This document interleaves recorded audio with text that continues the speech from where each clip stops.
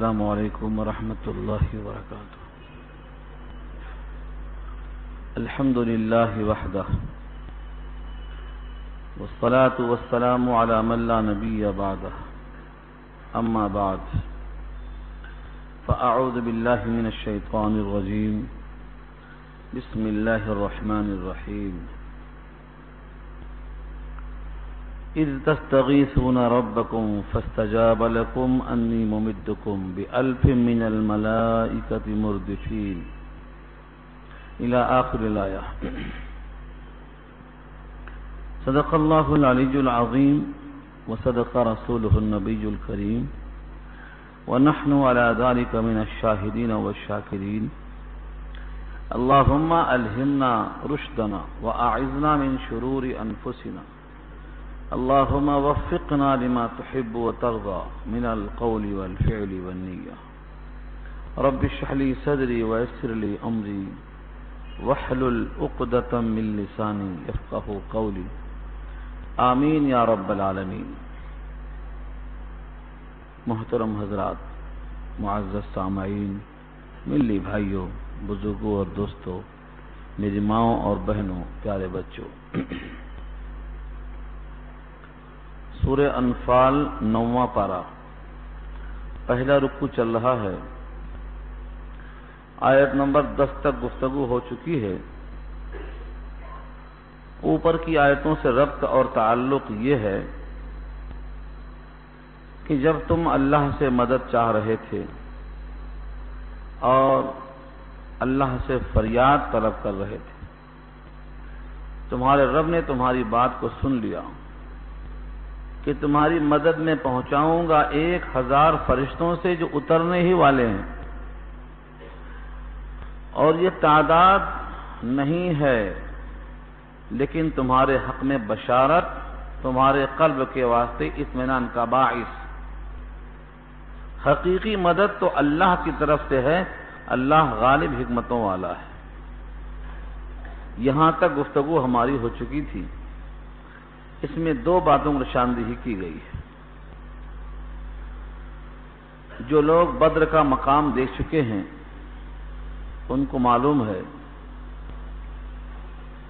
کفار قریش پہاڑ کے اوپر کے حصے میں، جو اوپری حصہ ہے اس پر قبضہ کر چکے تھے، اور مسلمانوں کے لیے میدان کا نچلا حصہ ہاتھ میں آیا تھا.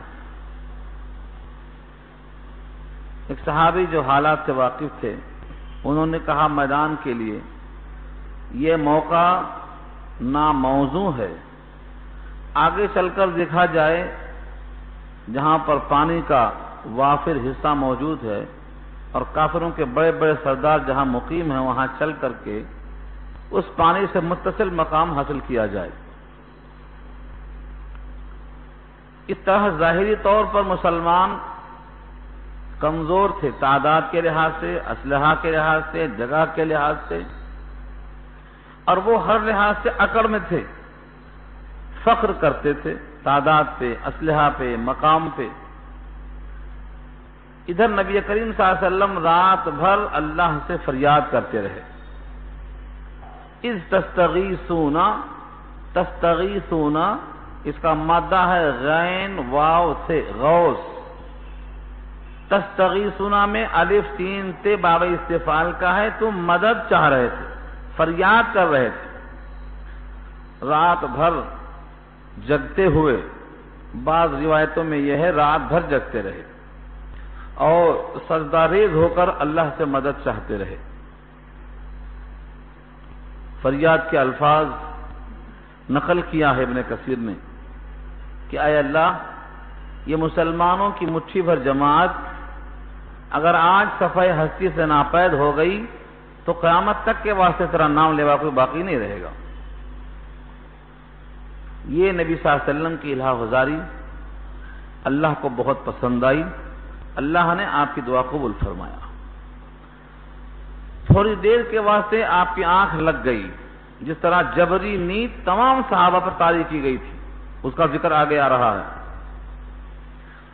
اللہ تعالیٰ نے خوف کے موقع پر امن ایسا نصیب کر دیا کہ کوئی صحابی باقی نہیں جس کو نیند نہ آئی ہو. اس نیند میں سے آپ بیدار ہوئے ہنستے ہوئے، اور آپ کی زبان پر تھا سیہزم الجمع ویولون الدبر۔ قرآن کریم کی ایک آیت کا ایک ٹکڑا ہے، سیہزم الجمع، ان قریب جمعیت شکست کھا جائے گی، ویولون الدبر، اور پیٹھ پلٹا کے بھاگ جائیں گے۔ یہ زبان پر جملہ تھا جو اللہ نے بشارت دیا تھا، اور آپ ہنستے ہوئے باہر تشریف لائے۔ اس جملے سے اندازہ ہوا کہ فتح یقینی ہے، لیکن دو میں سے ایک پر فتح ہوگی۔ ایک کا نام ہے عیر، جو مال والا قافلہ جا رہا تھا، جس کا ذکر میں نے کیا گزشتہ ہفتے میں، جو مال کے ساتھ جا رہا تھا لوٹ کر، اس کو عیر کہا۔ اور دوسرا جو مدد کے لیے مکے سے نکلا تھا جنگ کے ارادے سے، اس کو نفیر کہا۔ تو یا تو عیر پہ قبضہ ہوگا یا نفیر پہ قبضہ ہوگا، دو میں سے ایک ضرور ملے گا۔ اللہ کو ہر چیز کا حتمی علم ہے، تو فتح مجمل کیوں دی گئی؟ شارحین لکھتے ہیں تاکہ اللہ تعالی کی طرف سے صحابہ کی یہ تربیت ہو کہ تم مشقت چاہتے ہو یا راحت چاہتے ہو، تم آخرت چاہتے ہو یا دنیا چاہتے ہو، تم فتوحات چاہتے ہو یا اسلام کا غلبہ چاہتے ہو، تم مال غنیمت چاہتے ہو یا کافروں کی جڑیں اکھاڑ کے اسلام کی طاقت چاہتے ہو۔ اس طرح اللہ نے ان کو موقع دیا غور و فکر کرنے کا، سوچنے کا۔ اس آیت میں اشارہ اسی کی طرف ہے۔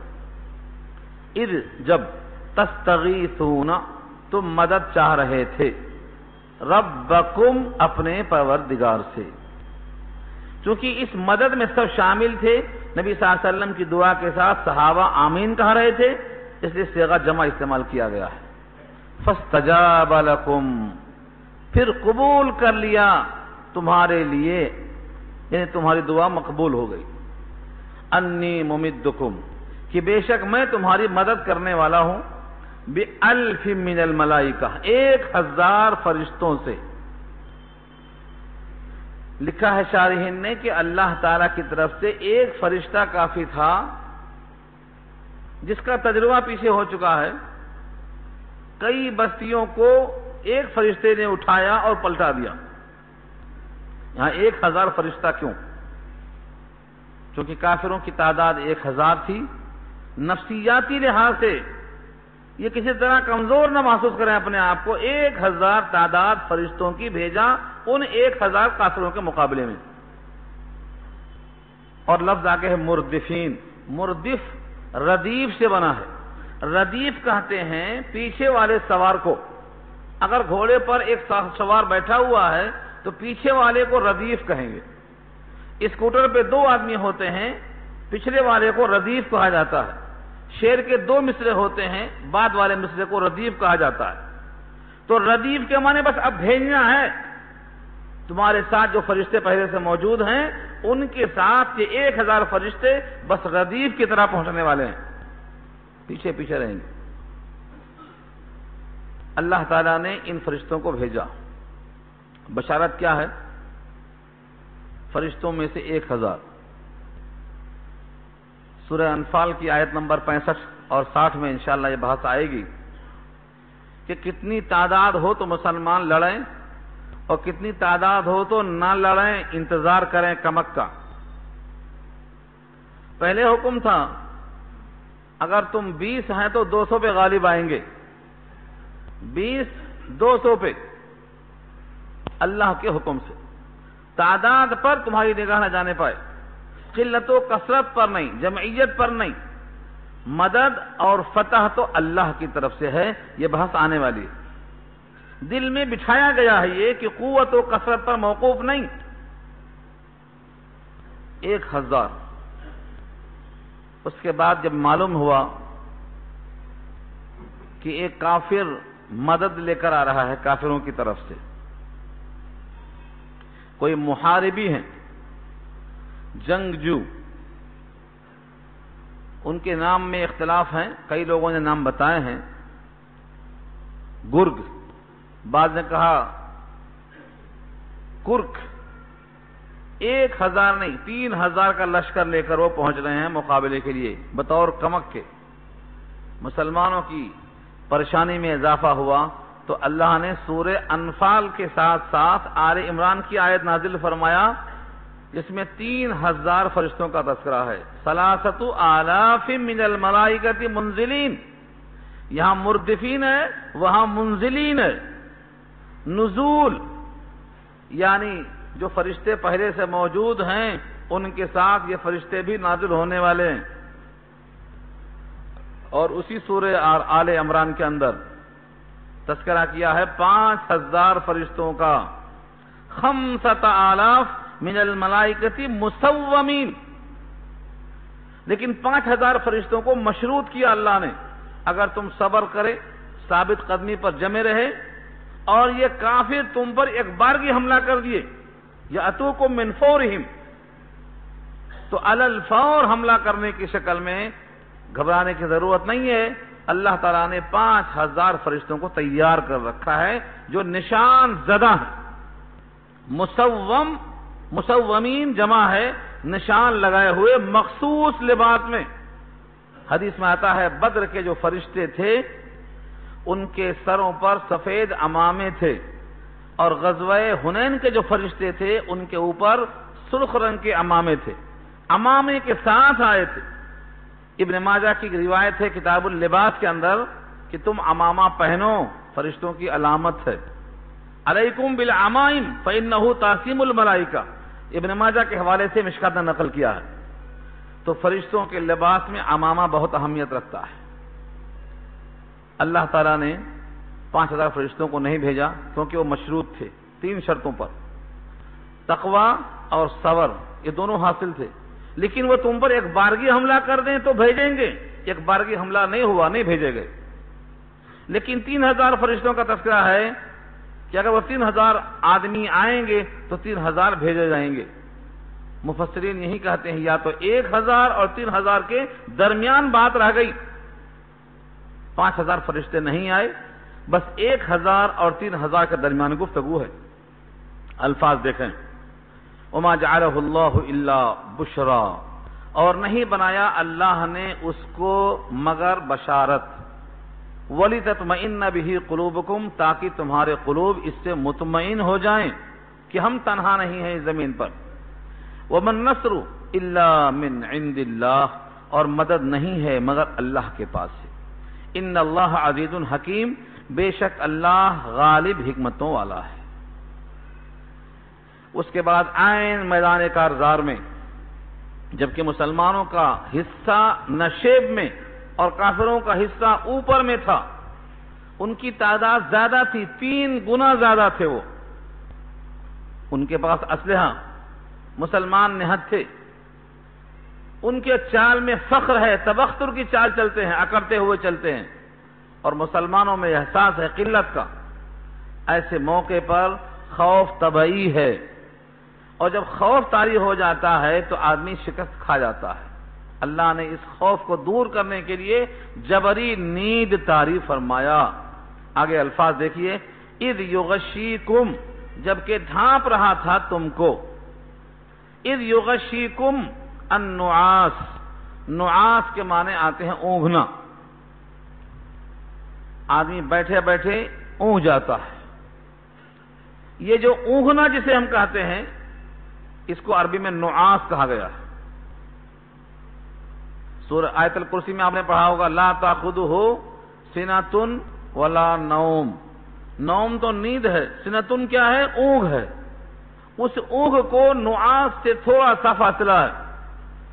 جب آدمی لیٹے اور لیٹنے کے قریب اس کو جھپکی آ رہی ہے وہ ہے اونگھ.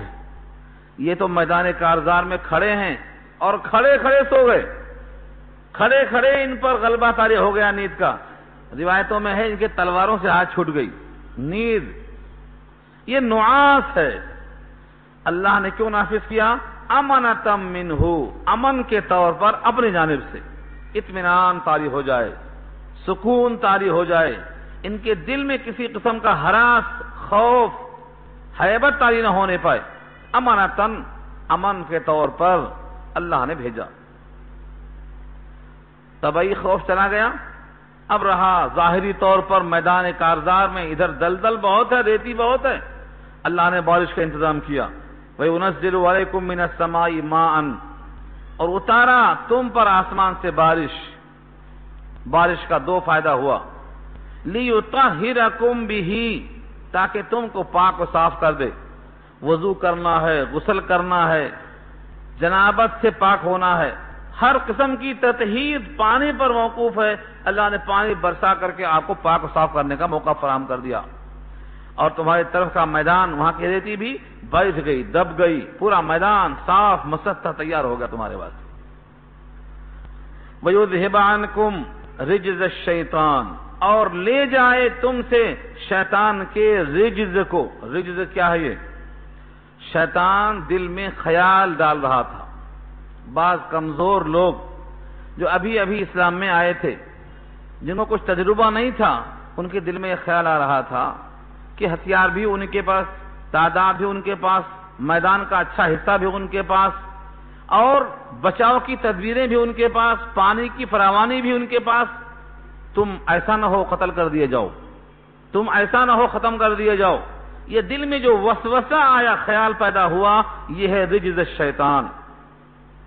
شیطان تمہارے قلب میں جو بالیدگی پیدا کر رہا تھا، اس بارش سے اللہ نے اس کو بھی دھل دیا، بالکل صاف ستھرا ماحول ہو گیا اور زمین پوری مسطح اور جم گئی۔ وَلْيَرْبِطَ عَلَىٰ قُلُوبِكُمْ، اور تاکہ باندھ دے تمہارے دلوں کو، مربوط کر دے۔ یربطا ربط سے ہے، مربوط کر دے تمہارے دلوں کو۔ وَيُثَبِّتَ بِهِ الْأَقْدَامِ، اقدام قدم کی جمع ہے، اور یثبت مانے ثابت قدم کر دے تم کو۔ یثبت بِهِ الْأَقْدَامِ، تمہارے قدموں کو جما دے۔ یہ سارے فوائد ہوئے اس سے۔ مطلب نمبر 1 اونگ آئی، نمبر 2 بارش آئی، جس سے قلوب بھی صاف، میدان بھی صاف، وساوس بھی صاف، اور دل جمعی کا سامان اور ثابت قدمی کا سامان، یہ سارے انعام اللہ کے ہوئے میدان کے اندر۔ اِذْ يُوحِي رَبُّكَ إِلَى الْمَلَائِكَةِ أَنِّي مَعَكُمْ، قرآن کریم میں اس آیت پر پہنچ کر عجیب و غریب خوشی ہوتی ہے کہ اللہ نے فرشتوں کو وہی بھیجا کہ تم ایمان والوں کی دل جمعی کا سامان فراہم کرو کہ میں تمہارے ساتھ ہوں۔ اللہ تعالیٰ نے فرشتوں کو وہی بھیجا، ہمیشہ فرشتے وہی لاتے تھے۔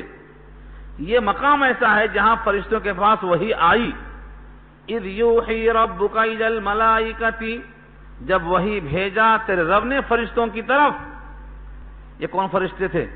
جو آئے تھے میدان کارزار میں۔ کیا بھیجا؟ انی معکم، میں تمہارے ساتھ ہوں۔ ان فرشتوں کو اللہ نے وہی بھیج کر پیغام دیا کہ میں تمہارے ساتھ ہوں۔ یہ دو حال سے خالی نہیں۔ میں تمہارے ساتھ ہونے کا مطلب یہ ہے تاکہ مؤمنین جب یہ آیت پڑھیں تو ان کو یقین آئے کہ فرشتے نظر تو نہیں آتے، فرشتے نظر نہیں آتے، پھر ان کا ہونا نہ ہونا ہمارے لیے کیا کام کا۔ یہ ظاہر ہو گیا آیتوں سے کہ صرف فرشتے نہیں بلکہ اللہ نے آیتوں سے واضح کر دیا کہ ہم بھی تمہارے ساتھ ہیں۔ انی معکم، معکم پر جتنا کلام کیا جائے کم ہے۔ اکثر و بیشتر قرآن کریم کی آیات میں لفظ معکم جہاں جہاں آیا ہے، آپ تلاش کریں، غور کریں۔ جب بندہ کامل طور پر محتاج بن کر اللہ کی طرف توجہ کرتا ہے تو اس موقع پر اللہ کی طرف سے یہ انعام ملتا ہے۔ آپ کبھی بھی آزما کر دیکھ لیجئے، کبھی بھی اپنے یقین کو کامل کر کے توجہ کو کامل طرح مبذول کر کے دیکھ لیجئے۔ غار حرا میں نبی صلی اللہ علیہ وسلم نے اللہ کی طرف توجہ فرمایا، ابو بکر صدیق نے گھبراہٹ کا اظہار فرمایا تو کیا جواب ملا؟ لا تحزن ان اللہ معنا، اللہ ہم دونوں کے ساتھ ہے، گھبراؤ مت۔ یہ کامل توجہ کا جواب ہے۔ دریائے نیل سے گزرتے ہوئے پوری قوم گھبرائی کہ آگے دریائے نیل ہے، پیچھے فرعون کا لشکر ہے، ہم پکڑے گئے۔ حضرت موسیٰ نے کہا کلا ان معی ربی، یہی لفظ معی ربی، میرے رب میرا ساتھ ہے، سیہدین، راستہ بتائے گا۔ کامل توجہ جب ہوگی تو لفظ معیہ آئے گا۔ بدر کے میدان میں بھی مسلمانوں کی تعداد اتنی کم تھی کہ وہ ہر آن اپنے اندر خوف محسوس کر رہے تھے جب تک یہ اونگ نہیں آ گئی تھی، نیند نہیں آ گئی تھی۔ تو اللہ کا یہ فرمان آیا انی معکم، میں تمہارے ساتھ ہوں۔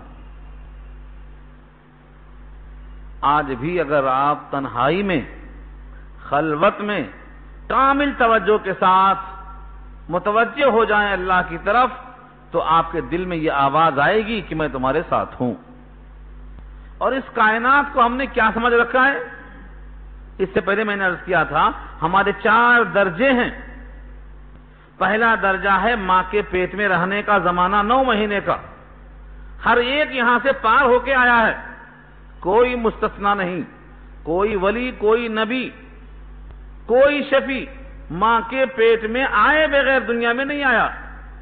تو پہلا درجہ تو ہم نے پار کر لیا، اور دوسرا درجہ زمین کا اوپر کا حصہ ہے، زمین کی پیٹھ جس پہ اب ہم موجود ہیں، اور تیسری منزل ہے زمین کا پیٹ جس میں ہم نے بہتوں کو سپرد کر دیا، اور بہت ابھی باقی ہیں۔ اس میں کتنے لوگ آ رہے ہیں اور جا رہے ہیں، اور کتنے لوگ پیٹ میں چلے گئے ہمیں خبر نہیں۔ ہمیں اس طرح ملی یہاں ایک صاحب بیٹھتے تھے، ان کا بھی انتقال، ایک صاحب وہاں کونے میں بیٹھتے تھے، نام تو ہمیں کسی کا پوچھا نہیں آج تک۔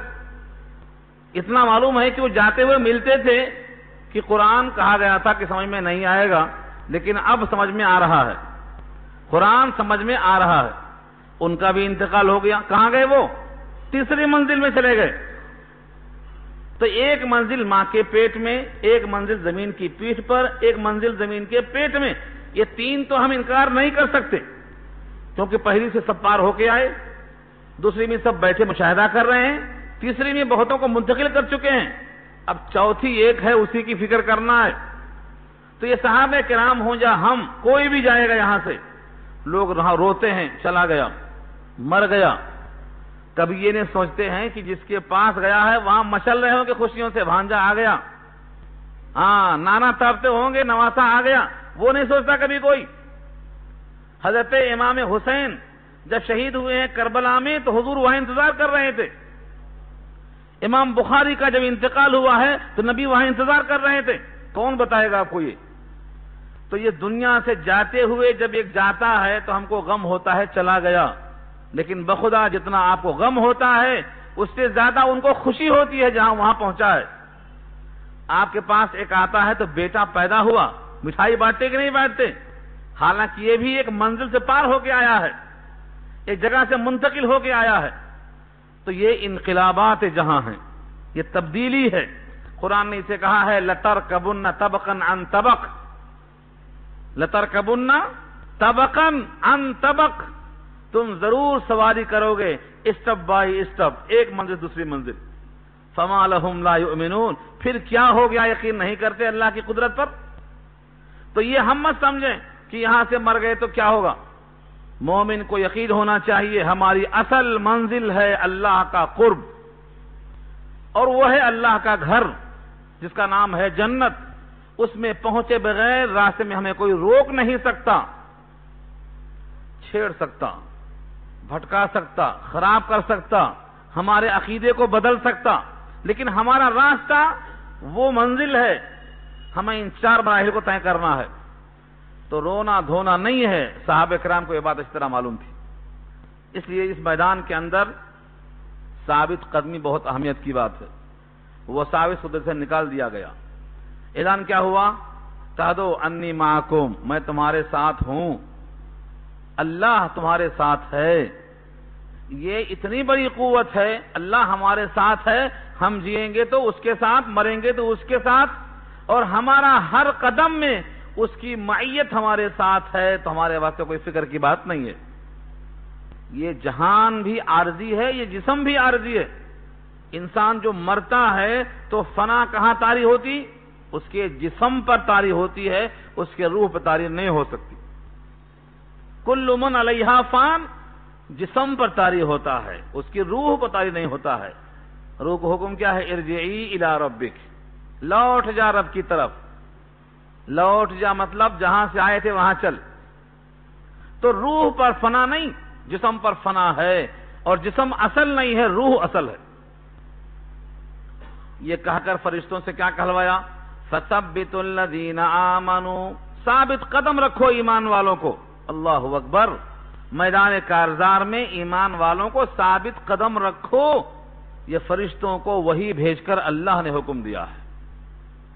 فَثَبِّتُوا الَّذِينَ آمَنُوا، ثابت رکھو، ان کے قدم کو پھسلنے مت دو جو ایمان لے آئے ہیں۔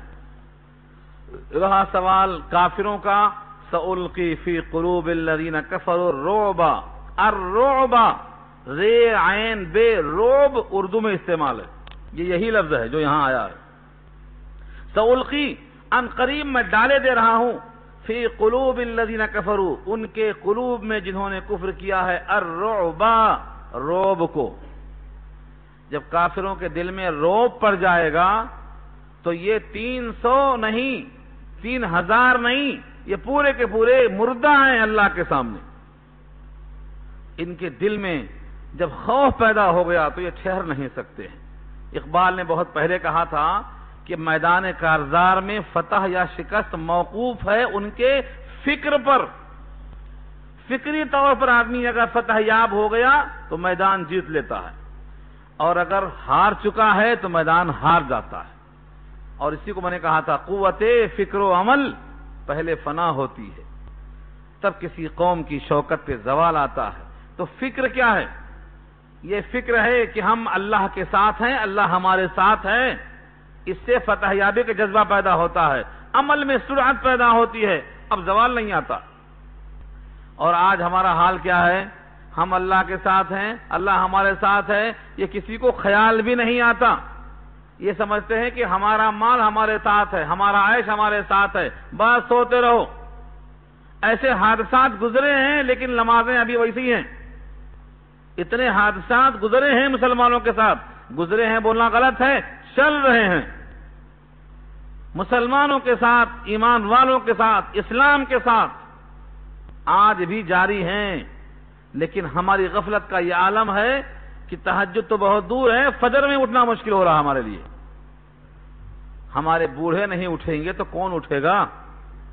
ہمارے نوجوان اگر سدھریں گے تو کون سدھرے گا؟ تو یہ حالات میں ہمیں اللہ کی معیت، ہمارے اللہ ہمارے ساتھ ہیں، اس یقین کو بہت تقویت حاصل کرنا پڑے گا۔ اللہ فرماتے ہیں ہم ان کے قلوب میں روب ڈال دیں گے۔ روب کس طرح ڈالیں گے؟ عجیب و غریب ہے، اور اگر آیت نہ ہوتی تو شاید لوگ کہہ دیتے کہ یہ ضعیف حدیث ہے، لیکن یہاں تو آیت موجود ہے۔ اللہ تعالیٰ نے نبی صلی اللہ علیہ وسلم کی طرف سے انتظام کر دیا، لیکن ظاہری طور پر کہا کہ اے نبی اپنے ہاتھ سے آپ مٹی اٹھاؤ اور مٹی پھینک دو۔ یہ ایک مٹھی مٹی کہاں کہاں پہنچے گی اور ایک مٹھی مٹی کتنی دور جائے گی؟ کیا یہ کوئی بندوق میں رکھی ہوئی گولی ہے، غلیل ہے؟ لیکن جو قرآن پڑھ چکا ہے سمجھ کر اسے تعجب نہیں ہوگا۔ جب بیت اللہ بنایا ابراہیم نے، اللہ کے خلیل نے بیت اللہ بنایا تو اللہ نے کہا لوگوں میں اعلان کر دو آ جاؤ حج کرنے۔ وَأَذِّن فِي النَّاسِ، اذن فی الناس، لوگوں میں اعلان کر دو، یاتوک بالحج، آئیں حج کرنے۔ حضرت ابراہیم نے کہا اے اللہ میری آواز کون سنے گا؟ یہ ریگستان میں، چٹیل میدان میں، ان پہاڑیوں میں، سنگلاخ وادیوں میں، لقودق تیارا میں، آبادی جہاں نہیں ہے، یہاں میری آواز کون سنے گا؟ یہ باپ بیٹے یہاں ہیں، قبیلہ جرہم یہاں ہے، یہاں ہے کون؟ اللہ نے کیا کہا تھا؟ تم آواز لگاؤ، پہنچانا میرا کام ہے۔ دنیا میں کوئی مجمع، دنیا میں کوئی حصہ ایسا نہیں ہے جہاں اتنے دل تڑپتے ہوئے حاضر ہوتے ہوں۔ میں انسان نہیں بولتا ہوں، انسانوں کی بھیڑ ملے گی بہت آپ کو، لیکن تڑپتا ہوا دل لے کر، اللہ کی محبت لے کر، بخشے جانے کی تمنا لے کر، اپنے گناہوں پر نادم ہو کر، اپنے آخرت کی فکر لے کر، اپنے اللہ کی کتاب پر لبیک کہتے ہوئے، دل و جان سے حاضر ہوتے ہوئے، اتنے قلوب کبھی آباد نہیں ہو سکتے۔ اتنے قلوب کہیں جمع نہیں ہو سکتے. اتنے بڑے مجمع میں کوئی بھوکا نظر آئے تو بولو, کوئی بھوکا نظر نہیں آتا. ہم نے دیکھا ہے ضیافت کرنے والوں کا حال دیکھا ہے, کہتے ہیں یہ رحمان کے مہمان ہیں, رحمان کے مہمان ہیں. اگر رحمان کا مہمان ہمارے ہوتے ہوئے بھوکا رہ جائے تو ہمارے لیے تف ہے. دکانیں قربان کر دیتے ہیں پوری. عرفات کے میدان میں پوری دکان فروٹس کی تقسیم کر دیتے ہیں لوگ, لاریوں سے لاتے ہیں جوس کو تقسیم کر دیتے ہیں. مہمان ہے یہ. جیسا ان کا دل ہے ایسا ان کا دل ہے. یہ محبت ہے, ابراہیم کی دعا کا ثمرہ ہے یہ. ایسے ہی نبی پاک سے حکم ملتا ہے کہ تم مٹی پھینکو, ان کے ہتھیار ہوں گے, تلواریں ہوں گی, ان کی زرہیں ہوں گی, ان کے لباس بڑے عمدہ ہوں گے. مٹی, اللہ اکبر. جب اللہ کام لینا چاہتے ہیں تو ایک مٹھی مٹی سے وہ کام لے لیتے ہیں, بشرطے کہ ان کے بن جاؤ. ہماری کمی یہ ہے ہم اللہ کے نہ بن سکے. کسی نے ہمیں گھاس ڈال دیا اس کے ہو گئے, جس پارٹی نے چارہ دیا اسی کے ہو کے رہ گئے, جس نے ہمیں توڑنا چاہا ہم ٹوٹ کے چلے گئے. ساری کائنات میں ہم بٹ گئے. ہم کو لوگوں نے تقسیم کر رکھا ہے. کہیں ملکوں نے تقسیم کیا, سیاست نے تقسیم کیا, فرقوں نے تقسیم کیا. ہم نے ہر چیز کو قبول کر لیا, لیکن ہم اللہ کے ہو کر نہیں رہ گئے. اللہ کے طرف سے کتنا جھوڑا گیا ہے. اقبال نے کہا تھا ایک ہی سب کا نبی, دین بھی ایمان بھی ایک. ایک ہی سب کا نبی, دین بھی ایمان بھی ایک. حرم پاک بھی, اللہ بھی, قرآن بھی ایک. کیا بڑی بات تھی ہوتے جو مسلمان بھی ایک. ہم کو بانٹ دیا گیا ہے. نبی کی وہ حدیثیں ہم تک نہیں پہنچائی گئی ہیں جس میں اتحاد کا گن بتایا گیا ہے. مشکات میں روایت بڑی مشہور ہے. نبی صلی اللہ علیہ وسلم نے امت کے حال پر رحم کھاتے ہوئے اس حدیث کو بیان کیا ہے کہ ہر امت کا ہر فرد پورے علوم سے واقف نہیں ہو سکتا. آقا نے فرمایا تھا اسلام کی 3 شکلیں ہیں, 3 حصے ہیں, 3 جز ہیں. تم ایک جس کو فرض کہا جاتا ہے, جس کو سب لوگ مل کے فرض کہتے ہوں, اس کی پہلے اتباع کر لینا. جس کو سب لوگ مل کے حرام کہتے ہوں, پہلے اس حرام سے بچ جانا. یہ 2 کام کرنے کے بعد جو بیچ میں اختلافات کی باتیں ہیں تم اللہ کے حوالے کر دینا, تم سے پوچھ نہیں ہوگی. یہ میں نے نہیں کہا ہے, مشکات کھول کر دیکھ لو. باب الاعتصام بالکتاب والسنہ, اس باب میں نبی کی حدیث موجود ہے. اس حدیث کو عام کیوں نہیں کیا گیا؟ کیوں؟ ہمیں بانٹنا ہے, ہمیں تقسیم کرنا ہے. جب یہ بٹ جائیں گے, کہیں زبان کے لحاظ سے, کہیں جغرافیائی لحاظ سے, کہیں مسلک کے لحاظ سے, ان کے ہاتھ میں ہر کتاب ہوگی قرآن کے سوا. قرآن کریم سے دور رکھا گیا امت کو. جب تک ہم قرآن سے قریب نہیں ہوں گے, نہ اختلافات دور ہوں گے, نہ ایمان پختہ ہوگا, نہ اللہ کی معیت ہم کو حاصل ہوگی. اللہ ہمارے ساتھ ہیں اس کا یقین ہمیں قرآن دلائے گا. تو نبی صلی اللہ علیہ وسلم کا یہ فرمان ہے تاکہ امت کے اختلافات دور ہو جائیں. آج چن چن کے لکھ لو ڈائری میں بولتا ہوں, جتنے جھگڑوں کی بنیادیں ہیں, نہ اس کی بنیاد فرض ہے, نہ اس کی بنیاد حرام ہے. حرام میں کسی کو اختلاف نہیں اور فرض میں کسی کو اختلاف نہیں. سارے اختلافات غیر فرض میں ہیں. کہیں مستحب ہے, کہیں افضل ہے, کہیں مباح ہے, کہیں مکروہ ہے. بس ان چیزوں میں ہم کو لڑا دیا گیا, بانٹ دیا گیا, تقسیم کر دیا گیا, ہماری طاقت کو منتشر کر دیا گیا تاکہ ایک ایک کر کے کھایا جائے اس کو. تو قرآن کریم نے سبق دیا ہے کہ اللہ تعالیٰ جب چاہیں تو ایک مٹھی مٹی سے ان کافروں کے فخری یا عزائم کو پامال کیا جا سکتا ہے. ایک مٹھی مٹی. شاید یہ بھی آپ کو یاد ہو, ہجرت کی شب سارا مکہ اپنے اپنے نمائندوں کو بھیج چکا تھا کہ جاؤ نبی کو قتل کر دو. ایک قبیلہ قتل کرے گا تو بدنام ہوگا, سارے قبیلوں کے ایک ایک سرما کو لے لو. کس کا نام لیا جائے گا؟ کس کس سے انتقام لیں گے قریش والے؟ ہر ایک کا قبیلہ دروازے پہ کھڑا ہے کہ آج نبی اقدس کو ختم کر دیا جائے گا, نعوذ باللہ. وہاں بھی لفظ مٹی کا ذکر ملتا ہے. نبی پاک حسب معمول باوضو نکلے اور ہاتھوں میں مٹی تھی اور جتنے کھڑے تھے سورما سب کے سروں پہ خاک ڈالتے ہوئے نکلے ہیں. وَجَعَلْنَا مِن بَيْنِ أَيْدِيهِمْ سَدًّا وَمِنْ خَلْفِهِمْ سَدًّا، یہ اسی کے بارے میں کہا گیا ہے. دیوار لگا دی، سر پہ خاک ڈالنے والے کے چلنے کی خبر نہ ہوئی. صبح اٹھ کر دیکھتے ہیں تو گھر میں کوئی نہیں، بستر پہ حضرت علی موجود ہیں. آخر کب گئے، کیسے گئے؟ چپکے سے نہیں گئے، تمہارے سروں پہ خاک ڈالتے ہوئے گئے. تو یہ مٹی جب اللہ چاہتے ہیں تو یہ کام کرتی ہے. مثالیں ایک نہیں ہیں. الخصائص الکبریٰ میں علامہ سیوطی نے 300 معجزات جمع کیے ہیں ایسے، ایک دو نہیں ہیں. شرط یہ ہے ہم اللہ کے بن جائیں، اللہ سے تعلق ہمارا پختہ ہو جائے، ہمارے ایمان میں حدت آ جائے. ہم جئیں گے تو اللہ کے بندے اور مریں گے تو اللہ کے بندے. ہمارا جینا مرنا اللہ کی خاطر. ہماری یہ حیات دوسرا اسٹیپ ہے، تیسرے میں جائیں گے، پھر چوتھے میں جائیں گے. بہرحال ہم کو بدلنا ہے منزلوں کو. یہ منزلیں کوئی روکنا چاہے تو نہیں روک سکتا ہے، گزرگاہ ہے یہ. تو اللہ کے ساتھ ہمارا تعلق ہو. اللہ فرماتے ہیں کافروں کے دلوں میں اب ہم روب ڈال دیتے ہیں.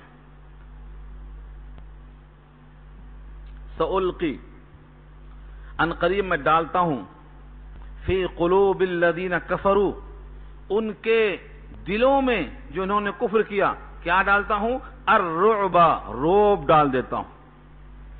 روب دل میں پڑتا ہے. یوں بھی نبی صلی اللہ علیہ وسلم کی سیرت میں اور آپ کی 6 خصلتوں میں، 6 چیزوں میں اللہ نے آپ کو امتیاز بخشا ہے. سارے نبیوں میں 6 چیزیں آپ میں ایسی دی گئیں جو کسی کو نہیں دی گئیں. ان میں سے میں نے ایک بتایا تھا گزشتہ ہفتہ. 6 چیزوں میں سے ایک چیز یہ بھی ہے کہ دشمن پر آپ کی ذات کا روب کہاں سے پڑتا تھا؟ 2 میل کی مسافت سے.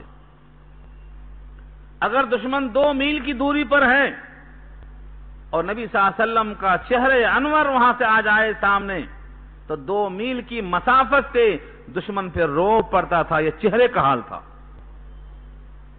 بھلا ایک میدان میں آمنے سامنے آنے کے بعد ان پر چہرے کا روب کیوں نہیں پڑے گا؟ چہرے کا روب پڑتا ہے. کئی واقعات ہیں چہرے پر روب پڑنے کے. شاید آپ کو یاد ہوگا ایک یتیم کا مال تھا ابو جہل کے پاس، دینے سے انکار کرتا تھا. کچھ لوگوں نے کہا کہ اگر تمہیں مال لینا ہے تو ان کے پاس جاؤ. اشارہ کیا محمد صلی اللہ علیہ وسلم کی طرف. یہ بچے کو مال کی حاجت تھی، یتیم تھا، پریشان حال تھا، جا کے پہنچ گیا. ان لوگوں نے بھیجا تھا کہ اب آپ جا کے سفارش کریں گے اور ابو جہل سردار ہے، تو میں ہوگی، مقابلہ ہوگا، مزہ آئے گا. یہ بچہ وہاں پہنچ گیا.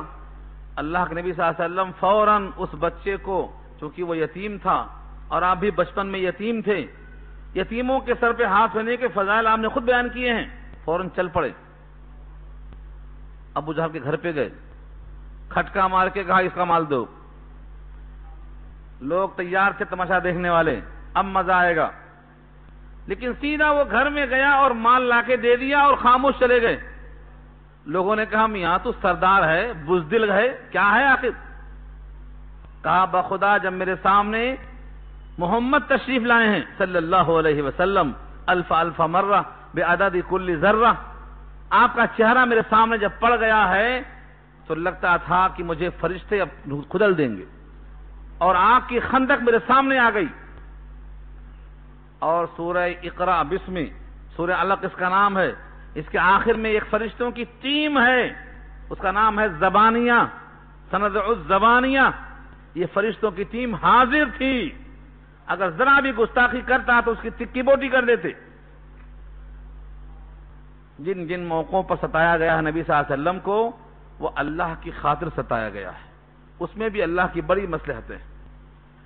آپ کا مظلوم ہونا، آپ کا اللہ کے سامنے بہت زیادہ عاجزی کے ساتھ پیش کرنا اور ایسے مراحل کا آنا، یہ سب درجات کی ترقی کے لیے اور داعیوں کے لیے کہ دیکھو داعی بنو، تو تحمل بنو، تحمل والا بنو، دائی بنو تو صبر و ضبط سیکھو، دائی بنو تو مظلوم ہو جاؤ، اور دائی بنو تو دعا گو بن جاؤ، انتقام سے گریز کرنے والے بنو۔ یہ سب سبق اس کے اندر پوشیدہ تھے۔ یہاں بھی اللہ نے ایسا حکم دیا کہ عنقریب میں ابھی روب ڈال دیتا ہوں، اب اس کے بعد تمہارا حال یہ ہے فَاضْرِبُوا فَوْقَ الْأَعْنَاقِ، اب مارو تم دشمن کی گردنوں کے اوپر، فوق کے معنی اوپر، اور اعناق جمع ہے عنق کی گردن، گردن کے اوپر۔ وَاضْرِبُوا مِنْهُمْ كُلَّ بَنَانٍ، اور مارو ان میں سے ہر پور پہ، بنان کے معنی پور، جتنے جوڑ ہیں ان کو پور کہا جاتا ہے، اور خاص طور سے اطراف بدن میں جو حصے ہوتے ہیں جوڑ کے ان کو پور کہا جاتا ہے۔ اب پور کیسے، کہاں کہاں ہیں، یہ سب سکھائے جاتے ہیں، مارنے کی جگہ اور حکمت بتا دی گئی ہے۔ فوق الاعناق، گردن سے ذرا اوپر، یہ حصہ بڑا خطرناک ہوتا ہے، لاٹھی سکھانے والے اس کو اچھی طرح جانتے ہیں، لیکن افسوس یہ ہے ہم میں فن نہیں رہا۔ بجلیاں جن سے ہوں آسودہ وہ خرمن تم ہو، بجلیاں جن سے ہوں آسودہ وہ خرمن تم ہو، بیچ کھاتے ہو جو اسلاف کے مدفن تم ہو۔ یعنی ہمارے اندر کوئی فن ہی نہیں رہ گیا۔ اب کیا فن ہے ہمارے اندر؟ قرآن کریم نے ہمیں فنون سکھائے ہیں۔ نبی صلی اللہ علیہ وسلم نے صحابہ سے کہا کہ بہترین فن تمہارے واسطے تیر اندازی ہے، تیراکی ہے، گھوڑ سواری ہے، دوڑ میں مقابلہ ہے۔ خود نبی پاک دوڑ کے اندر مقابلہ کرتے تھے۔ آج کدھر ہیں ہم؟ دوڑ میں مقابلہ کرتے تھے۔ ابن عمر گھوڑ سواری پر مقابلہ کرتے تھے۔ اور آج بہت سے لوگ اس بات کو شاید تأمل سے مانیں، جب تعمیر ہوئی مسجد نبوی کی تو نبی صلی اللہ علیہ وسلم نے اپنے کندھے پہ پتھروں کو اٹھوایا ہے۔ حضرت عمار کے کندھے پر پتھر کو دیکھ کر آپ نے ان کی مٹی کو صاف کیا ہے اور کہا ہے تم کو باغی فرقہ قتل کرے گا، تم کو باغی فرقہ قتل کرے گا۔ تو نبی اقدس بنفس نفیس شریک ہوئے ہیں، غزوہ خندق کھودنے میں شریک ہوئے ہیں۔ آج ہمارے جو لوگ بڑے ہو جاتے ہیں وہ اپنے آپ کو ان کاموں سے بالا تر سمجھنے لگتے ہیں۔ یہ نبی کی طرح نیابت نہیں ہو رہی ہے، اسی واسطے ہم ہر جگہ دھکے کھا رہے ہیں۔ جب اخلاص کے ساتھ ہم آگے بڑھیں گے اور نبی کا ہمارے سامنے اس وقت ہنسنا ہوگا تو ہمیں کوئی کچل نہ سکے گا۔ ہمارا تعلق اللہ سے مضبوط ہوگا تو مخلص پیدا ہوں گے، اور ہمارا تعلق اللہ سے نہیں ہوگا تو ہم میں مفلس پیدا ہوں گے، اخلاص ہمارے اندر نہیں آ سکتا ہے۔ ذالک بانہم شاقوا اللہ ورسولہ، یہ سزا کافروں کی اس واسطے ہے کہ انہوں نے اللہ کی مخالفت کی ہے۔ شاقوا اللہ ورسولہ، انہوں نے اللہ کی مخالفت کی ہے اور اللہ کے رسول کی مخالفت کی ہے۔ ومن یشاقق اللہ ورسولہ، اور جو مخالفت کرے گا اللہ کی اور اس کے رسول کی، فإن اللہ شدید العقاب، تو بے شک اللہ سخت سزا والے ہیں۔ دنیا میں کبھی ظاہر ہو جاتا ہے، کبھی آخرت میں۔ ذالکم فذوقوا، یہ ہے سزا، تازی تازی چکھو اس کو۔ ذالکم یہ ہے، فذوقوا چکھو اس کو۔ وَأَنَّ لِلْكَافِرِينَ عَذَابَ النَّارِ، اور بے شک کافروں کے لیے جہنم کا عذاب ہے۔ دنیا میں یہ چکھو اور آخرت میں آگ چکھو۔ یہاں سے تو حکم ہو گیا ان کافروں کا۔ اب مومنوں کے واسطے بہت بہترین نصیحت ہے کہ تم جب میدان کارزار میں چلو تو تمہارے اندر یہ کیفیت ہونا چاہیے۔ یا ایھا الذین آمنوا اذا لقیتم، اے ایمان والو، یعنی اے وہ لوگ جو ایمان لے آئے ہو، اذا لقیتم، جب تم مٹ بھیڑ کرو، لقیتم جب ملاقات کرو، کس سے؟ الذین کفروا، کافروں سے۔ زحفاً بھیڑ کے دن، مقابلے کے دن، جنگ کے دن، میدان کارزار میں جب تم مقابلے میں آؤ، فلا تولوہم الادبار، تو مت پیٹھ پلٹاؤ، فلا تولوہم، مت پلٹو ان کی طرف پیٹھ کرتے ہوئے، یعنی پیٹھ مت دکھاؤ، بھاگو مت۔ ومن یولہم یومئذ، اور جو بھاگے گا ان کو پیٹھ دکھا کر، دبرہ، اپنی پیٹھ اپنی دبر دکھا کر، بیچ میں دو جملے آئے ہیں، ہاں استثناء ہے، الا متحرفا لقتال، مگر پینترا بدلتے ہوئے قتال کے لیے۔ متحرف کے معنی کنارے آنا پلٹنے کے لیے، یعنی کافر کو چکما دینا، ہم پیچھے جا رہے ہیں۔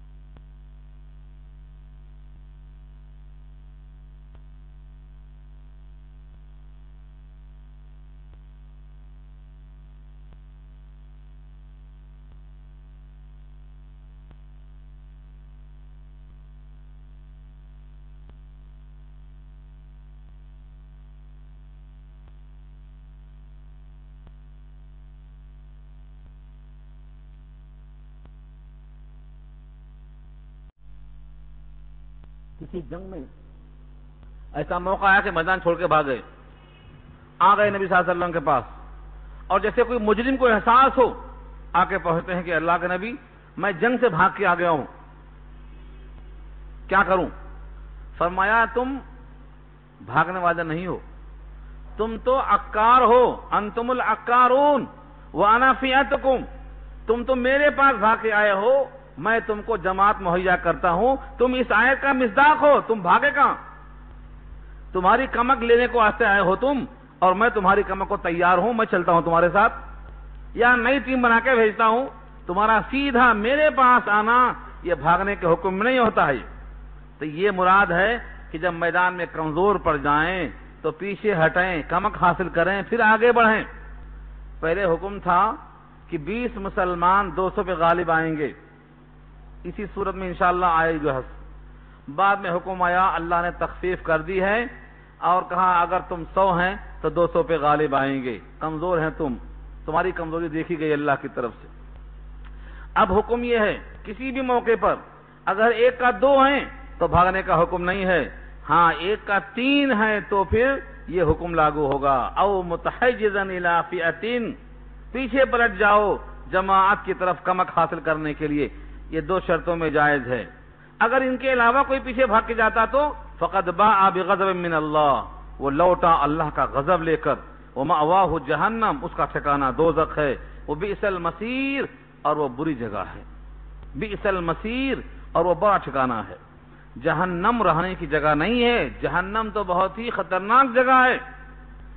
دنیا کی سزا اور دنیا کی سزا گاہ کتنی زیادہ ہیبت ناک ہوتی ہے، یہ تو اللہ نے انتظام کیا سزا دینے کے لیے، کتنی سخت ہوگی۔ وہاں کی آگ، وہاں کا برف، وہاں کے سانپ اور بچھو، دوزخ اور اس کے فوائد کیسے ہیں، اس کے اثرات اور ثمرات، کہ انسان سوچ نہیں سکتا ہے۔ سزائیں بڑی سخت ہیں، اس لیے ہمیشہ اللہ کے نبی کا حکم تھا جہنم سے پناہ مانگا کرو۔ اللہم انا نسألک الجنت، اے اللہ میں آپ سے جنت مانگتا ہوں، ونعوذ بک من النار، اور جہنم سے آپ کی پناہ مانگتا ہوں۔ یہ کیوں حکم دیا؟ کیونکہ ہم اس عذاب کو برداشت نہیں کر سکتے۔ ہر روز عشاء میں وتر کی نماز میں کیا کہلواتے ہیں اللہ؟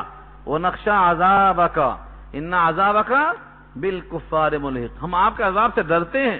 تو ڈرنے کا مطلب یہ ہے جس سے وہ عذاب لازم آ جائے وہ حرکت نہیں کریں، حرکت پوری کرتے رہیں گے اور کہیں گے ہم عذاب سے ڈرتے ہیں۔ جو ڈرتا ہے عذاب سے وہ غلط حرکت نہیں کرتا ہے۔ فَلَمْ تَقْتُلُوهُمْ وَلَكِنَّ اللَّهَ قَتَلَهُمْ وَمَا رَمَيْتَ إِذْ رَمَيْتَ وَلَكِنَّ اللَّهَ رَمَى، یہ ہے بہت اہم مضمون کی آیت، 17 نمبر کی آیت ہے یہ۔ جب صحابہ کرام کو مقابلے میں آئے، جنگ ہوئی، کافروں میں خوف اور ہیبت طاری ہو گئی، بھگدڑ شروع ہو گئی، اور کافروں نے میدان چھوڑ دیا، مسلمانوں نے قتل کرنا شروع کر دیا۔ اور نبی صلی اللہ علیہ وسلم نے رات میں اٹھ کر جو پیشین گوئی بتایا تھا، آیت پڑھتے پڑھتے یہاں تک بتایا تھا کہ یہاں ابو جہل مارا جائے گا، یہاں عتبہ مارا جائے گا، یہاں فلاں مارا جائے گا۔ آپ نے نام بنام لے کے بتایا تھا، جیسا جیسا مقام نام کے ساتھ آپ نے کہا تھا ویسی جگہ پر وہ کافر مارے گئے۔ ابو جہل اسی جگہ مارا گیا، پیشین گوئی کے مطابق مارا گیا۔ تو شام میں پہلی دن جب جنگ شروع ہوئی اور بہت سے کافر مارے گئے تو لوگوں نے تذکرہ شروع کر دیا، میں نے یہ کیا اور میں نے یہ کیا اور میں نے یہ کیا. وہ جو خوف تھا جب نیند طاری ہوئی، جو میدان کمزور تھا بارش ہو گئی، جو نہتھے تھے تو فرشتے بھیجے گئے، وہ ساری داستانیں بھول گئیں. اب میں نے یہ کیا اور میں نے وہ کیا. اس کیفیت پر اللہ نے کہا تم نے کچھ نہیں کیا. فلم تقتلوہم تم نے ان کو قتل نہیں کیا، ولکن اللہ قتلہم لیکن اللہ نے ان کو قتل کیا. موڑ دیا رخ اللہ کا. اللہ نے کہا دیکھو تمہارے ہاتھوں سے ہوا عمل مگر تم نے نہیں کیا، وہ ہاتھ ہمارا ہے. تمہارے دل میں ایمان ہے، وہ تمہارا دل ہمارا ہے. تم نے تلوار پکڑی تھی ہاتھ سے، وہ ہاتھ ہمارا ہے. تمہارا وجود ہمارا ہے. اگر تم نے کسی کافر کو مارا تو تم نے کس سے مارا؟ اپنے ہاتھ سے مارا. چونکہ وہ تمہارا ہاتھ ہے تم کہتے ہو میں نے مارا. ایسے ہی تم سب کا وجود اللہ کی عطا ہے. تم سب نے مل کر جو مارا تو اللہ نے مارا، تم نے نہیں مارا، وہ اللہ نے مارا. کیونکہ اللہ کے تم بندے ہو، تمہارے دل میں یقین اطمینان کا آنا، تمہارے ہاتھ عطا کرنا، مارنے کا جذبہ دینا، صاحب ایمان بنانا، نبی کا متبع بنانا، میدان تک نکال کے لانا، سب اللہ کے قبضے قدرت میں ہے. تم کب نکلتے میدان سے؟ آیت پیچھے گزر چکی ہے. اخرجک ربک من بیتک، تیرے رب نے تیرے گھر سے نکالا ہے لڑنے کے واسطے. تم کب نکلتے گھر سے؟ تو گھر سے نکالنا، فرشتوں کو بھیجنا، دل میں نیند اطمینان داخل کرنا، یہ سب چیزیں کیا ہیں؟ اللہ کی طرف سے ہیں. حقیقت میں تم نے نہیں مارا. وما رمیت اذ رمیت ولکن اللہ رمی، اور نہیں پھینکا جب پھینکا تم نے لیکن اللہ نے پھینکا. اس سے مراد کیا ہے؟ وہی مٹھی بھر مٹی مراد ہے. اس سے صیغہ واحد ہے. یہاں رمیتا تے زبرتا صیغہ واحد ہے. اے نبی آپ نے نہیں پھینکا، جب پھینکا لیکن اللہ نے پھینکا. اللہ کے حکم سے آپ نے پھینکا تو گویا اللہ نے پھینکا. اتنی مٹھی، ایک سامنے ایک دائیں ایک بائیں، تین قول. ایک مٹھی مٹی، یہ پہلا قول، پھینک دیا آپ نے. ایک طرف جائے گی، تیزی کے ساتھ اوپر جائے گی یا نیچے جائے گی، چاروں طرف پھیل جانا. لکھتے ہیں کوئی کافر باقی نہیں بچا جس کو اس مٹی کا اثر نہیں پہنچا، اس کی آنکھوں میں یا اس کے چہروں پر، چہروں پہ اور اس کی آنکھوں پہ، اس کے قلوب پہ پس مردگی چھا گئی. خوف طاری ہوا، افراتفری ہو گئی، بھگدڑ مچ گئی. وَلِيُبْلِيَ الْمُؤْمِنِينَ مِنْهُ بَلَاءً حَسَنًا. اللہ اکبر. بلا اور حسن کیا جوڑ ہے. ہم سمجھتے ہیں بلا کے معنی پریشانی ہی کہتے ہیں، بلا معنی حسن، بہترین آزمائش فرمایا اللہ نے. اور تاکہ وَلِيُبْلِيَ الْمُؤْمِنِينَ، تاکہ اللہ تعالی جانچے ایمان والے کو اس سے، یعنی اس مٹی بھر مٹی سے. کیسا جانچے؟ بلاءً حسنا، اچھی جانچ. دو قسم کی جانچ ہوتی ہے. ایک ہوتی ہے بلائے حسن،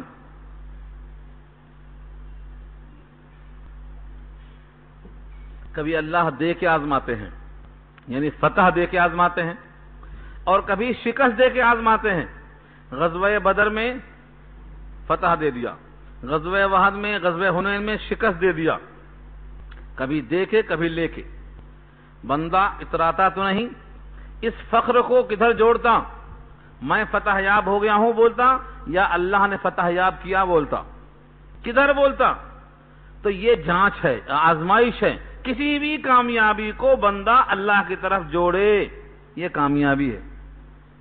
کسی بھی کامیابی کو اللہ کی طرف جوڑے، یہ بلائے حسن ہے، یعنی بہترین امتحان ہے. کبھی شاکر کبھی صابر. حالت صبر میں صابر بندہ کیسا؟ کہتے ہیں مقام صبر سے مقام شکر بہتر ہے، صابر سے شاکر بہتر ہے. مصیبتوں میں صبر کرنا آسان ہے لیکن خوشحالی میں شکر کرنا مشکل ہے. مصیبتوں میں صبر کرنا آسان ہے لیکن خوشحالی میں شکر کرنا مشکل ہے. لوگ اترا جاتے ہیں، آپے سے باہر ہو جاتے ہیں، آج جن کے پاس دولت ہے، ثروت ہے، وہ کیا سمجھتے ہیں یہ میری محنت ہے، ہم اس کے لائق تھے۔ قارون نے بھی ایسا ہی کہا تھا۔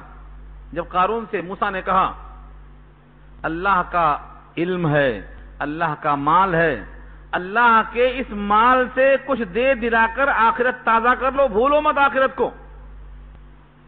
وَلَا تَنْسَ نَصِيبَكَ مِنَ الدُّنْيَا وَأَحْسِنْ كَمَا أَحْسَنَ اللَّهُ إِلَيْكَ، یہ حضرت موسیٰ نے کہا تھا قارون سے۔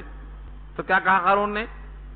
انما اوتیتہ علی علم عندی، میں یہ سب دیا گیا ہوں، میری اپنی صلاحیت ہے، میرا اپنا علم ہے۔ کیا سمجھا رہے ہو مجھے؟ تو جتنے بھی لوگ خوشحال ہوتے ہیں وہ سمجھتے ہیں میں اس قابل ہوں، یہ میری صلاحیت ہے، یہ میرا علم ہے۔ یہ سمجھ میں نہیں آتا ہے کہ یہ اللہ کی طرف سے آزمائش ہے۔ ایک کو فقر و فاقے میں آزمائش میں رکھا ہے اور ایک کو بہترین مرغن غذاؤں میں رکھا ہے، یہ اللہ کی شان ہے۔ تو بلاءً حسنہ ہے۔ ان اللہ سمیع علیم، بے شک اللہ سننے والا اور جاننے والا ہے۔ ذالکم وان اللہ موہن کید الکافرین، ذالکم مانے یہ جس کو تم سن رہے ہو اوپر سے، وان اللہ موہن کید الکافرین، اور اللہ تعالی کافروں کے قید کو کمزور کرنے والا ہے، کافروں کے داؤں کو کمزور کرنے والا ہے۔ موہن وہن سے بنا ہے، کمزور کر دے گا، ان کے سارے داؤں خراب۔ دیکھو ادھر مسلح ہو کے آئے، ہتھیار لگا کے آئے، تعداد میں بڑھ کے آئے، گویا اور ناچنے والی لڑکیوں کو لے کے آئے تاکہ ہم مقابلے میں فتح آ جائیں، لیکن ساری تدبیریں کیا ہو گئیں؟ ایک مٹھی مٹی سے کیا ہو گئیں؟ کمزور پڑ گئیں۔ موہن کید الکافرین، کافروں کے داؤں کو اللہ خراب کر دینے والے ہیں، کمزور کر دینے والے ہیں۔ آج بھی کافروں کا داؤں جو دکھائی دیتا ہے یہ کمزور کیوں نہیں پڑ رہا ہے؟ کیونکہ ہم کمزور پڑ گئے، ہمارا ایمان کمزور پڑ گیا، ہمارا قرآن سے تعلق ٹوٹ گیا، ہم اللہ کے بندے ہو کر نہیں رہ گئے، خواہشات کے پیچھے پڑ گئے، کافروں کی نقل، یہودیوں کی نقل، فاسقوں کی نقل اور دنیا کے فجار کی نقل۔ ہاں کسی کی نقل چھوٹی تو صحابہ کی نقل، حضور کی نقل چھوٹ گئی، لباس چھوٹ گیا، حلیہ بگڑ گیا، کھانا بگڑ گیا، سوچ بگڑ گئی، فکر تباہ ہو گئی۔ تو جب ہم اللہ کے بندے بن جائیں گے تو یہ اللہ کا وعدہ آج بھی پورا ہوگا۔ وَأَنَّ اللَّهَ مُوهِنُ كَيْدِ الْكَافِرِينَ، کافروں کا داؤں کمزور کر دیں گے اللہ۔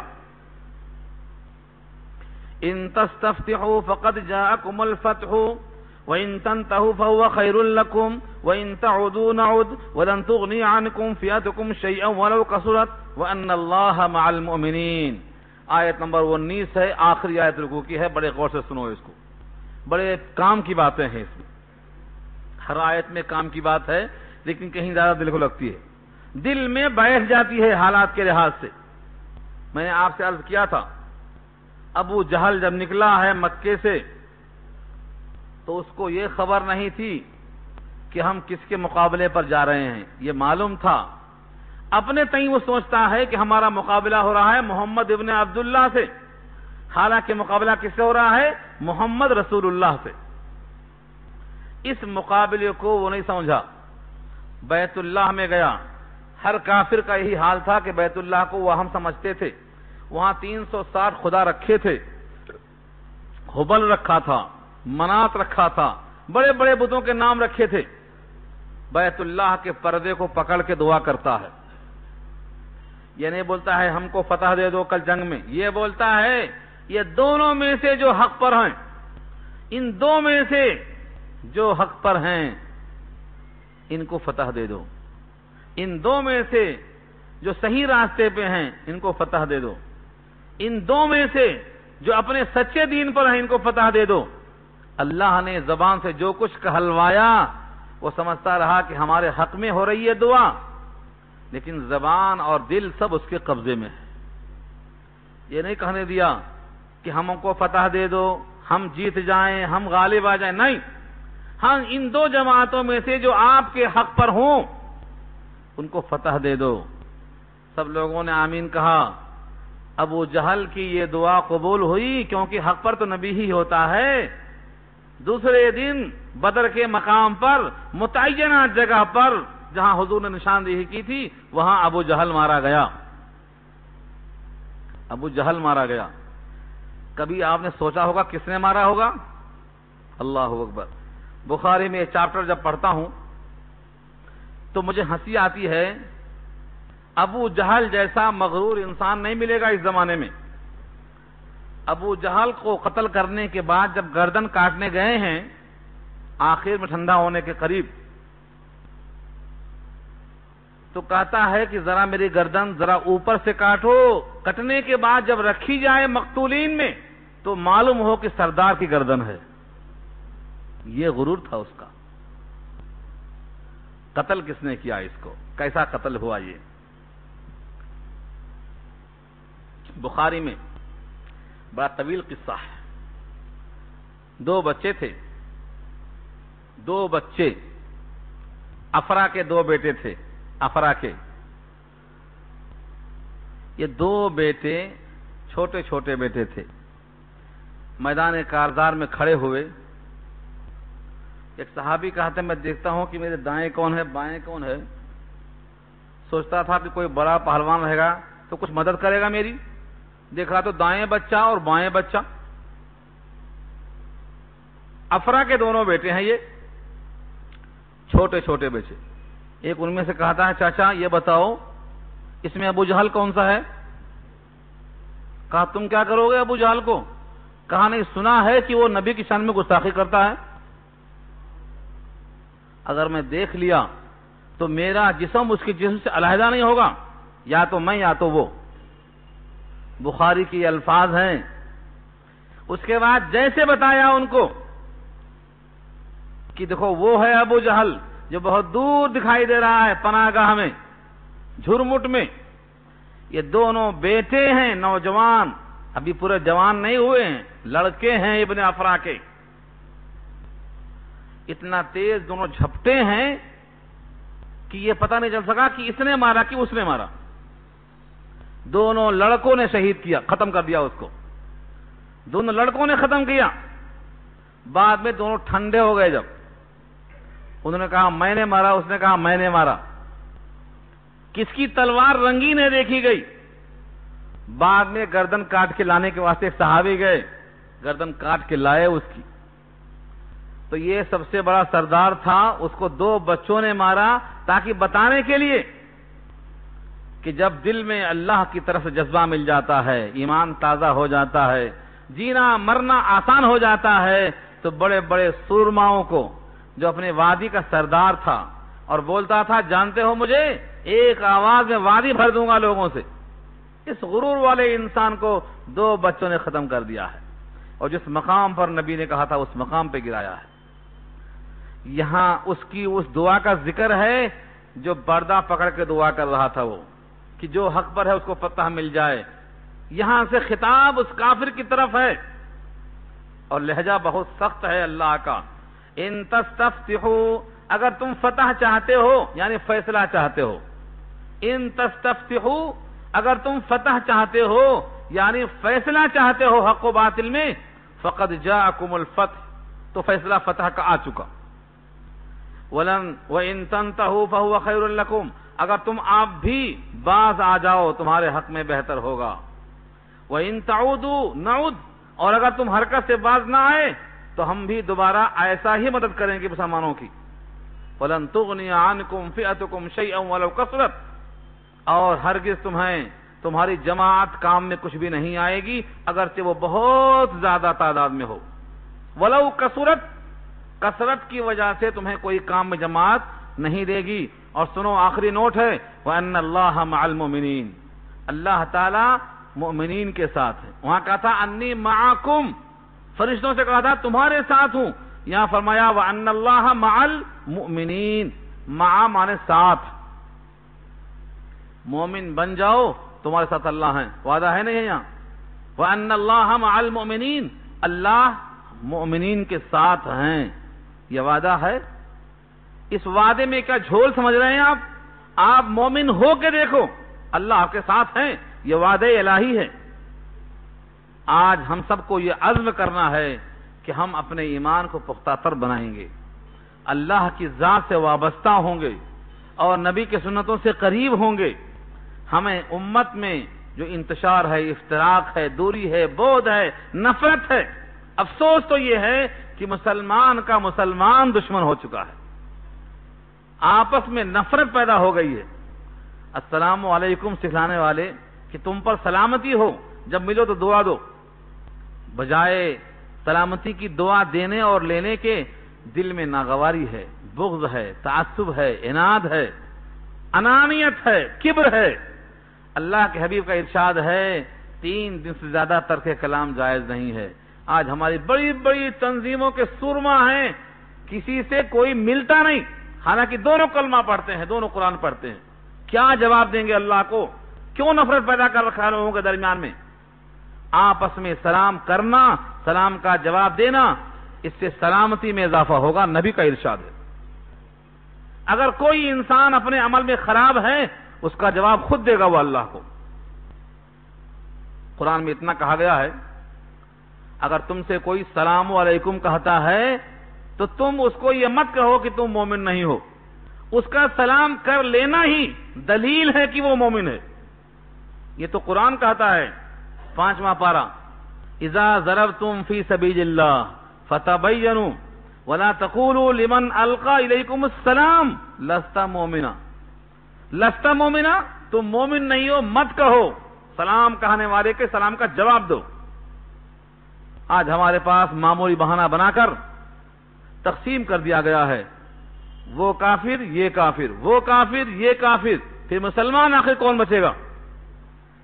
جو ہماری نماز پڑھتا ہو، ہمارے قبلے کی طرف منہ کرتا ہو، ہمارا ذبیحہ حلال سمجھتا ہو، وہی مومن ہے، تمہیں اس میں افتراق نہیں کرنا چاہیے۔ ہم مومن بن جائیں، اللہ کی مدد ہمارے ساتھ ہوگی، یہ اللہ کا وعدہ ہے۔ جب جب کافر اپنے شرارتیں کریں گے تو یہاں اللہ کا وعدہ ہے وَإِن تَعُودُوا نَعُدْ، اگر تم شرارت کرو گے تو ہم بھی وہی کریں گے جو بدر میں کر چکے ہیں، یعنی مٹی سے کام لیں گے، مٹی سے کام لیں گے، تمہارے ہتھیار بیکار ہو جائیں گے، لیکن شرط یہ ہے کہ ایمان والا بن جائے، تعلق اللہ سے قائم ہو جائے۔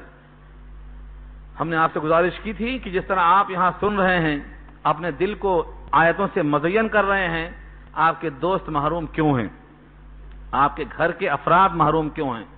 آپ اپنے ساتھ اپنے دوستوں کو لاؤ اور اپنے بیوی بچوں کو ساتھ میں لاؤ، ان کو بھی حق ہے قرآن سننے کا، یا پھر جیسا سنے ہو جا کے نقل کر دو دوستوں میں، جیسا یہاں سنے ہو جا کے ایسا سناؤ۔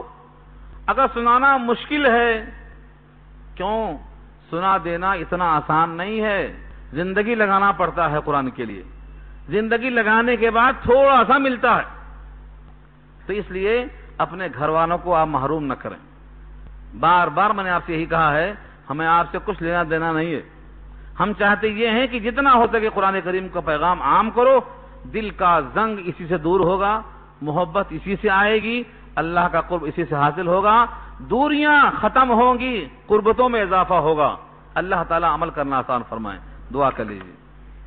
الحمدللہ رب العالمین، الصلاۃ والسلام علی سید المرسلین، یا حی یا قیوم برحمتک نستغیث، اللہم انا نعوذ بک من الشقاق والنفاق وسوء الاخلاق، اللہم انا نسألک الہدى والتقى والعفاف والغنى، اللہم انا نسألک الہدى والتقى والعفاف والغنى، اللہم آتی نفسی تقواها انت ولجها ومولاها وانت خیر من زکاها، رب ارحمهما كما ربياني صغيرا، اللهم إنا نسألك من خير ما سألك منه نبيك محمد صلى الله عليه وسلم، ونعوذ بك من شر ما استعاذك منه نبيك محمد صلى الله عليه وسلم، أنت المستعان وعليك البلاغ ولا حول ولا قوة إلا بالله، وصلى الله تعالى على خير خلقه سيدنا مولانا محمد وآله وأصحابه أجمعين برحمتك يا أرحم الراحمين۔